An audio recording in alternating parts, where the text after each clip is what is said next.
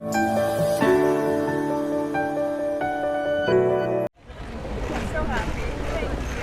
and Meghan were always the ultimate celebrity bog-off couple, as in buy one, get one free.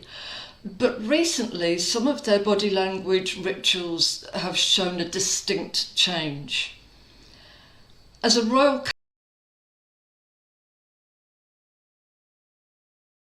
couple, their tactile, besotted and often sexy PDAs were constant and instinctive. Have you ever heard a rumour so outrageous you couldn't help but laugh? Today we're diving headfirst into one such rumour that's been making the rounds courtesy of The Sun and their handy-dandy body language expert Judy James. According to their so-called expert analysis, Meghan Markle and Prince Harry, once the epitome of romantic chemistry, are showing less tactile affection in public. This, they claim, signals a cooling off in their relationship. But before we jump to conclusions and let the rumour mill churn, let's take a step back. Could this be yet another instance of tabloid sensationalism, craftily designed to create drama where there's none? Quite possible, my dear listeners. Today, we're setting out to debunk this claim and reveal why Meghan and Harry's love story is far from fading, but instead, evolving beautifully. For those of you who are familiar with The Sun's modus operandi, you know that they have a knack for blowing things out of proportion. Case in point, Judy James's latest claim, which The Sun was all too keen to highlight.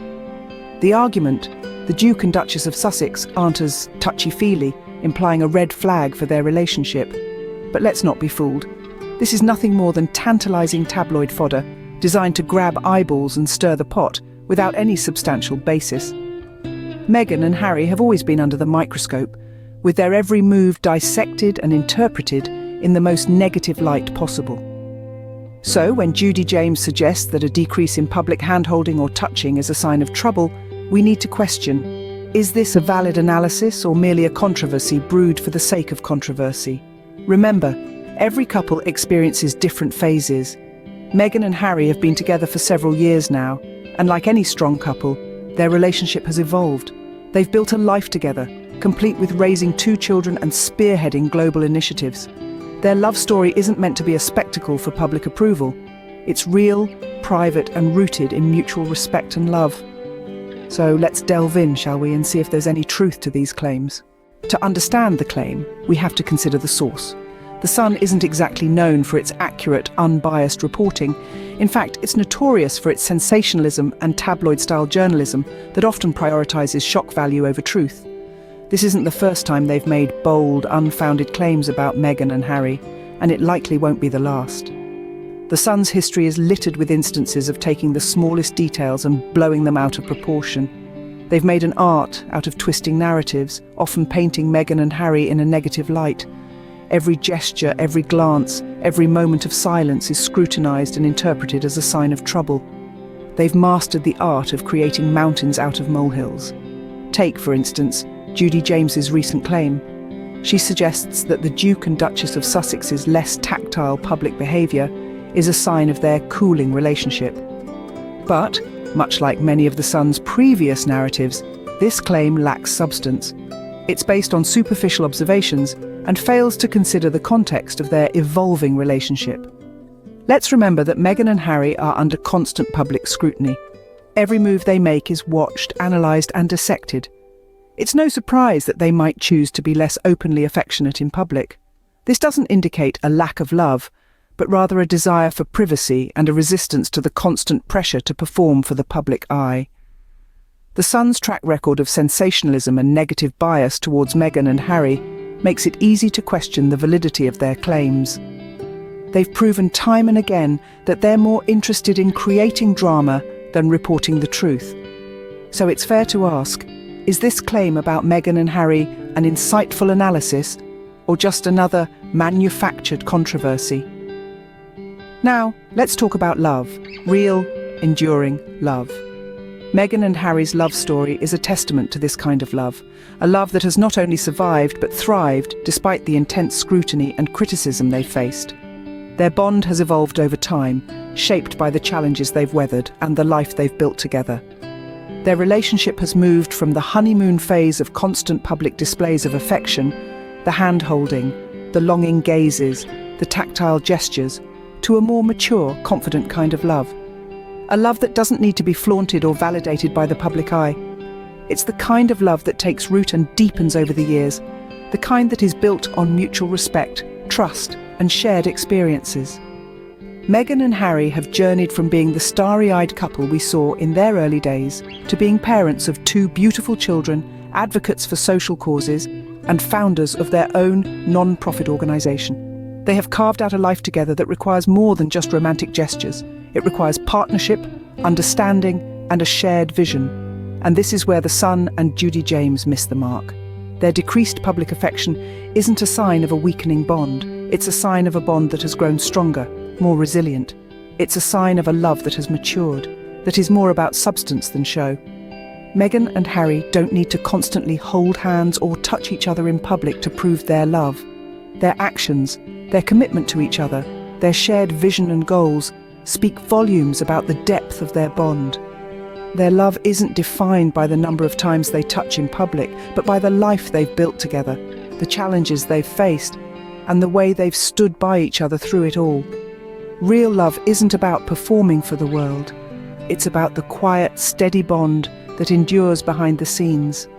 And that, my friends, is the true story of Meghan and Harry's evolving love. Let's not forget that the media loves a good spectacle. When it comes to Meghan and Harry, they seem to be particularly fond of making mountains out of molehills. The recent claims by The Sun are a prime example of this. A lack of public displays of affection is suddenly interpreted as a sign of trouble in paradise. But is this a fair judgment, or just another attempt to stir up drama? The media's obsession with superficial observations often leads to sweeping and unfounded judgments. It's easy to take a single snapshot, a fleeting moment, and spin it into a whole narrative. But real life, and certainly real love, isn't defined by these isolated moments. It's defined by the day-to-day, the ups and downs, the shared dreams and struggles, and let's be clear, these are things that can't be captured in a photograph or a brief public appearance. Besides, who are we to judge what goes on behind closed doors based on what we see in public? Meghan and Harry's relationship isn't lived out in the public eye. It's lived out in the private sphere, away from the cameras and the judgmental eyes of the world. Their lack of public affection doesn't point to a lack of love, but rather a respect for their privacy and a focus on their personal life, away from the spotlight. We need to remember that Meghan and Harry are not just public figures. They are real people with real feelings.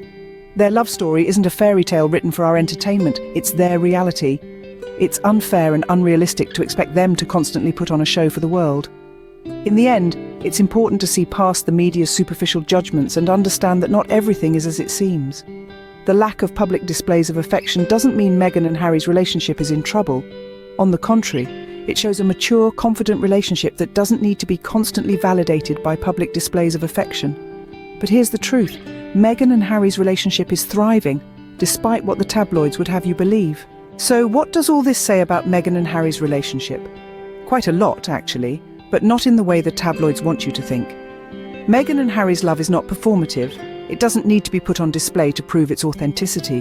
Their decreased public affection isn't a sign of fading love, but rather a testament to the strength and security of their bond. You see, love, especially the kind that withstands the pressures of public scrutiny, evolves over time. It shifts from grand gestures and public displays to a more profound, intimate connection that doesn't require constant affirmation. And that's precisely what we're seeing with Meghan and Harry. When they first stepped into the spotlight together, their love story was new, exciting, and they were eager to share it with the world. But as the years have passed, they've grown together, faced challenges together, and their love has deepened. The need to constantly hold hands or exchange affectionate glances in public, that's not as necessary anymore. They know what they have, and they are secure in it. Their love has evolved into a quiet, steady flame that doesn't need the oxygen of public approval to keep burning. It's the kind of love that endures the trials and tribulations of life, that supports and uplifts, that respects and cherishes. It's the kind of love that doesn't need to be paraded around to be valid. So the next time you see a headline suggesting that Meghan and Harry's love is on the rocks because they're not as touchy-feely in public as they used to be, remember this: real love isn't about the show, it's about the substance. It's about the deep, unwavering connection that exists between two people, a connection that doesn't need to be constantly displayed to be real. They're secure in what they have, and that, my friends, is the hallmark of a strong relationship.